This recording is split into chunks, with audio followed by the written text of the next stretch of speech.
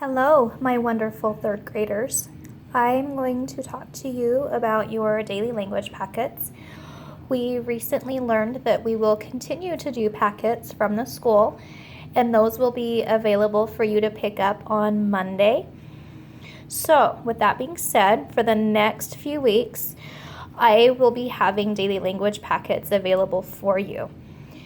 But there will be some changes. Instead of doing your daily language packet every day, even though you guys love them, we are only going to be doing them on Monday and Wednesday, and Friday will be a review for you.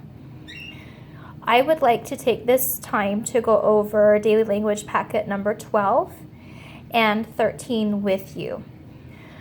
I've had some of these come back to me, and there are some that look fantastic. I can see that you guys have really learned a lot from these and are doing well. And there are a few where I'm seeing that we're kind of rushing through them and we're just copying what the sentence is written on the paper and we're not making the corrections. So I want to go through this with you, and I would like you to pull out your packet and go through your paper with me at the same time.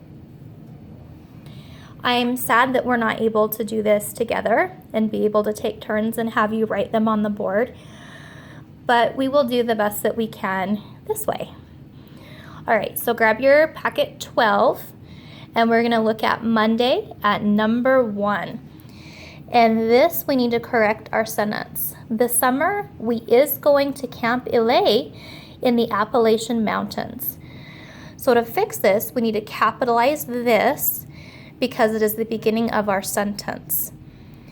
The next thing that you will notice is the word is. This summer, we is going. That should not make sense to you in your brain. The word that we want there is the word are. This summer, we are going to Camp Ile in the Appalachian Mountains. Now, Camp Ile is going to be capitalized because, as we know, that is a proper noun. It is a specific name for this camp. Then we have Appalachian Mountains. This is another proper noun, so they are also both going to be capitalized. And remember your ending punctuation. Moving on to number 2. Frank, Ann, and Robert are going to see the movie at 4:45. Now, we have a series of names here, Frank, Ann, and Robert. So we need our commas. We're going to put one after Frank and one after Ann. We are also going to make sure that our names are capitalized because they are proper nouns. Your next correction is this little colon between 4 and 4:45, because that is how we write a digital time. And then we have our ending punctuation. Numbers 3 and 4 ask us to look at syllables. Now, if we remember, our syllables are our building blocks to building words. Every syllable must have a vowel. So for number 3, the only words that have 2 syllables are lipstick and forget. For number 4, our words that have 2 syllables are number, catcher, and batter. Now we're going to come down here and look at number 5. The hummingbird hovered above the flower. We need to decide what this word here in bold means. Hovered. See if you can visualize that in your brain. When you are hovering over something, what are you doing? So for my answer, I wrote that we flew in one place or we stayed in the air. You should have something similar to that. Now I'm going to flip over and move over to Wednesday. And we're going to look at these together. Number 1 here. Which words rhyme with shoe?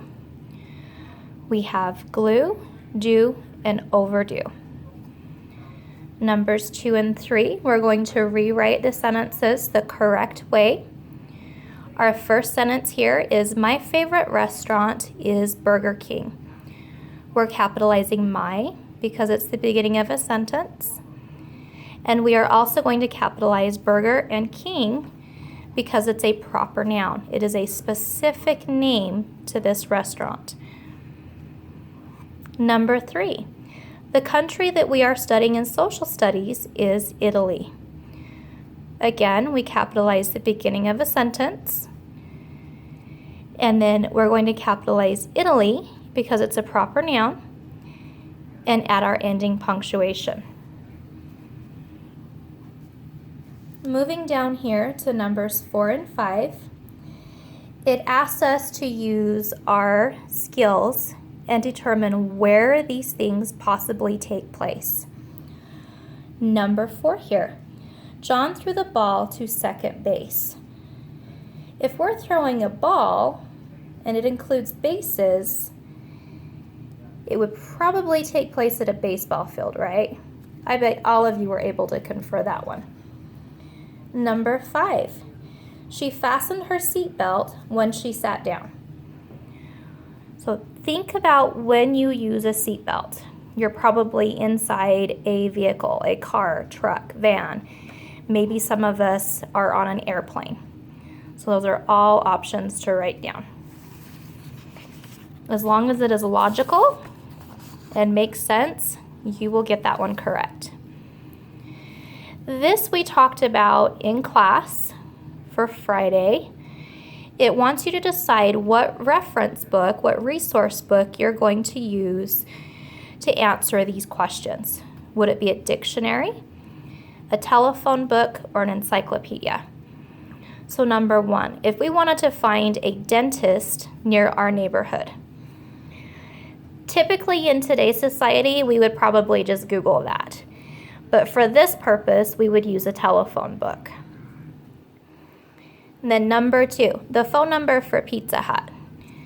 Again, we would probably just Google that information. But for this purpose, we're going to use a telephone book. Number 3, information for a report on the snowy owl. This would be found in an encyclopedia. These generally are used when we are researching things, and they provide more detailed information for us. Number 4, the correct spelling for the word mesmerizing, and we're going to find that in a dictionary. And our last one, information about the Grand Canyon. Again, we're researching a specific topic, so we would find that one in an encyclopedia. All right, I am going to flip over and we'll go through Daily Language 13 now. Again, I only want you to focus on Monday, Wednesday, and Friday. When you get these in the future, those are the only days that you are going to be doing. All right, let's go ahead and look at Monday. Numbers 1 and 2, we are correcting the sentences. Number 1, would you like bread with your salad? What kind of sentence is this? Is it a statement? Are we giving a direction? Or is it a question? I hope we all put a question mark on this one. And then we also need to add our beginning punctuation. We're going to capitalize would. Number 2, does you need help with changing the bicycle tire? Again, we are asking a question, so make sure you're using the correct punctuation. And we should begin with the word do. Do you need help with changing the bicycle tire? For numbers 3 and 4, we need to decide if this word is singular or if it's plural. Now, my wonderful third graders, I hope we remember the difference between singular and plural. If it's singular, it's all by itself. There's only one. So think of the word single or singular. And if it's plural, that means we have more than one of something.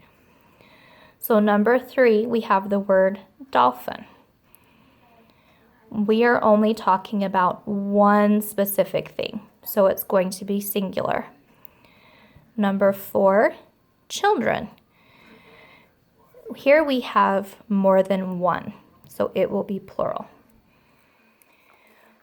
Number 5 asks us which word is not spelled correctly. And I circled the last word. This should be learn, L-E-A-R-N. Go ahead and flip over with me to Wednesday. And again, we're looking at synonyms. Give a synonym for each word. So we have the word argue. We need to find words that mean the same thing. So I have fight, bicker, or quarrel. Number 2, we have the word hit. So a synonym for hit could be punch, smack, strike, or slug.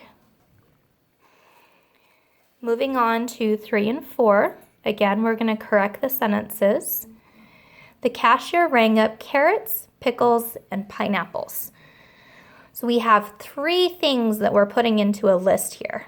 So again, we need that magical little comma inserted in here between carrots and after pickles. We are going to add our capital for the beginning of our sentence and our ending punctuation. For number 4, they tried to trick us in here with a homophone. Her dog is trained to do 4 tricks. Take a look at that 4. Make sure that you catch that homophone in there. We're going to capitalize her. We're going to fix that 4 and add our ending punctuation. Number 5, fact or opinion. The speed limit on this road is too slow, and this would be an opinion. We don't get to choose our speed limits. All right, now moving on to Friday. Again, Friday is typically going to be a review. So these things you should be able to do really quickly, and they're more simple than what you will be doing on Monday or on Wednesday. So let's go ahead and look at this one. An earthquake happens when a break in the Earth's outer shell causes the ground to shake and shift earthquakes. So an earthquake happens when? There are no mistakes for number 1, so I'm going to mark no mistakes. Number 2, in the Earth's outer shell. Looks like we're missing some punctuation in here. Earth should be capitalized because it's a proper noun. Moving on to number 3. The ground to shake and shift earthquakes are one of the most powerful events on Earth. Shake and shift earthquakes. It looks like we're missing some punctuation in here. An earthquake happens when a break in the Earth's outer shell causes the ground to shake and shift. So we need some ending punctuation right there after shift. Earthquakes are one of the most powerful events on Earth. Powerful. Did we need to capitalize that one? We're going to mark capitalization for that one. During some small earthquakes, the shaking of the ground may be known more noticeable than the shaking caused by a train's passing. Again, we have a goofy homophone in here that they tried to trick us. Our spelling's not correct on that one. All right, my friends. So Monday, I will have for you some new daily language packets. You're going to notice that they look a little bit different than this because I'm only going to send you work for Monday, Wednesday, and Friday. So they're going to be a little bit more simpler than this. So we will go over these each week. That way you're still getting that review with me. And I will be back with these again next week. Thanks, guys.